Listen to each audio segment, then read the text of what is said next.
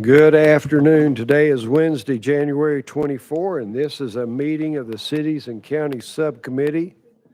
Welcome to all the members and guests. The committee will be in order. So, Ms. Clerk, please take the roll. Representatives Alexander, Hale, Holtzclaw, McKenzie, Slater, Wright, Chairman Crawford, Chairman Moon. Present. Chairman Moon, you have a quorum. Thank you, Ms. Anderson. At this time, do any members wish to recognize any guest or have any personal orders? Seeing none, we'll now take up today's calendar. It's quite lengthy. Our first bill is House Bill 284 by Chairman Whitson. We have a motion and a second on House Bill 284. Chairman, you're recognized. I believe you have an amendment. Yes, Mr. Chairman, I do have an amendment with drafting code 003749. Okay, amendment number 3749. We have a motion on the amendment. Motion and a second on amendment, barcode 3749. You are recognized on the amendment, Chairman. Thank you, Mr. Chairman. And what this was requested last year was to take local education agencies out of this legislation. Out of two subdivisions. Two, yes, sir. And it does not rewrite the bill. Does not rewrite the bill. Makes those two changes. Two changes. Any questions on the amendment?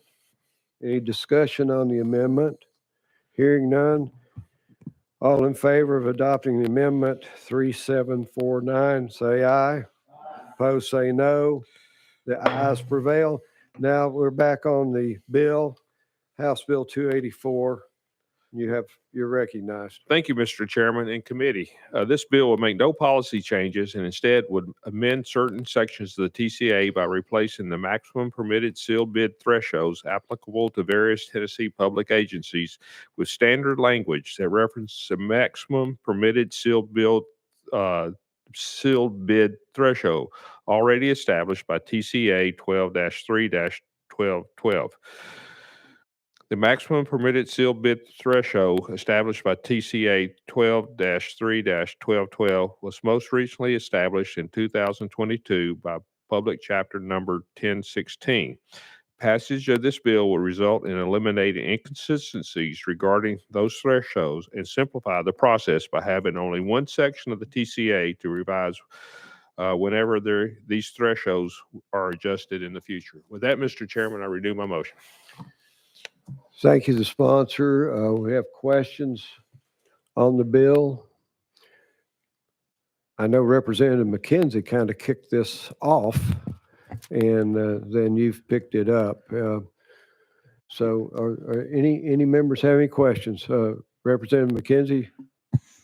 Thank you, Mr. Chair, and thank you for mentioning that. As you said, I appreciate you, Representative, for cleaning it up and making sure that it's consistent throughout the code. It was a good bill last year. I think I've gotten a lot of feedback from the folks that it helped, but I think this change, will help even more of our municipalities, not usurp a process, but fully understand the process and bottom line, keep up with the increasing costs of just doing business and goods and services. So thank you for this bill.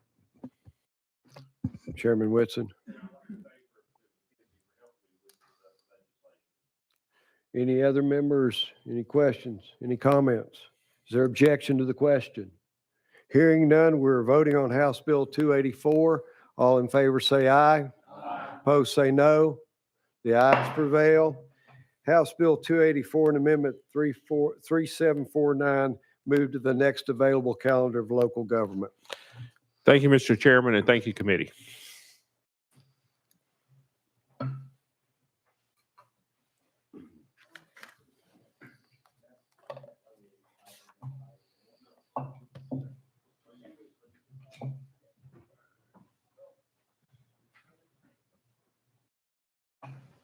Item number 2 on today's calendar is House Bill 1647 by Chairman Moon.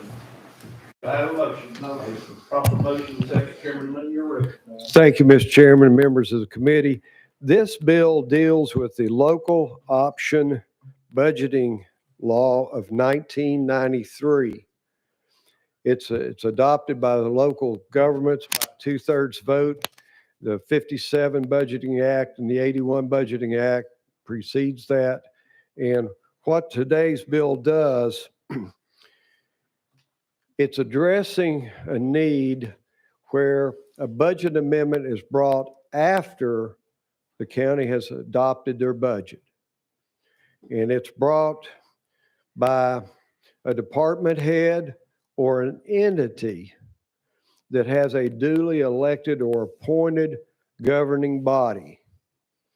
And what's occurring is maybe one of these entities has an executive director, maybe has a better relationship with the county legislative body, and they bring the budget amendment directly to the commission. This would offer a remedy.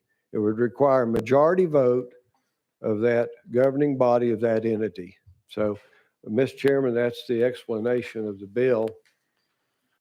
Thank you, Mr. Chairman. You made that within your 5-minute time, so we'll let you slide. At this time, is there any questions for the sponsor?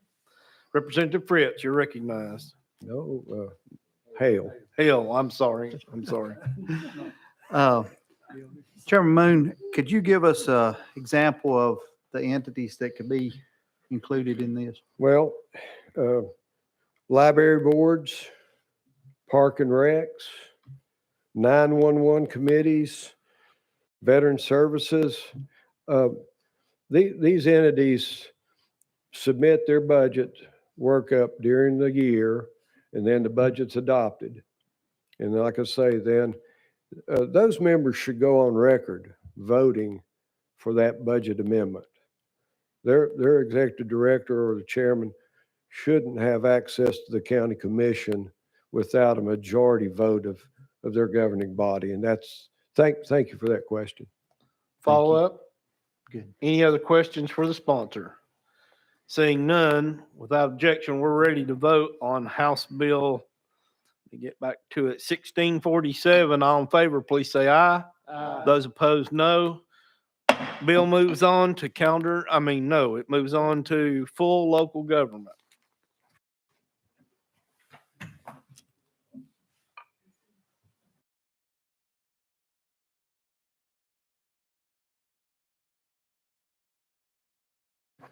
That concludes today's calendar, as lengthy as it was.